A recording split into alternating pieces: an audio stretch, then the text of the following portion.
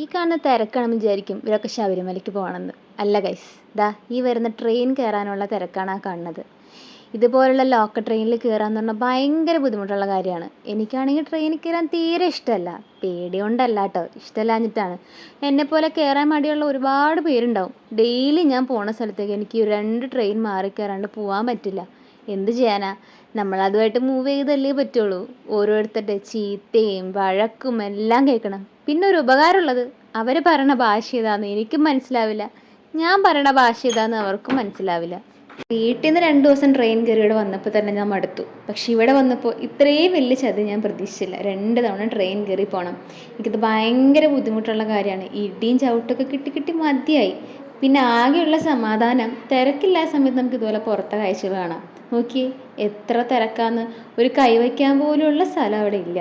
Daily എണീക്കുമ്പോഴുള്ള എൻ്റെ ഇപ്പുറത്തെ പ്രാർത്ഥന എന്താണെന്നറിയോ? ഈശ്വരാ, ഒരു ട്രെയിനിലെങ്കിലും മര്യാദയ്ക്കൊന്ന് കയറാൻ പറ്റണേ എന്നുള്ളതാണ്. ട്രെയിൻ കയറി ഇറങ്ങുമ്പോഴാണ് ഒരു സമാധാനമാവുക. കഥ കേട്ട് നിങ്ങൾക്ക് ബോറടിച്ചോ? ബാക്കി ഇനി നാളെ പറയാലേ. അപ്പം ഇഷ്ടപ്പെട്ട സബ്സ്ക്രൈബ് ചെയ്യാൻ മറക്കല്ലേ.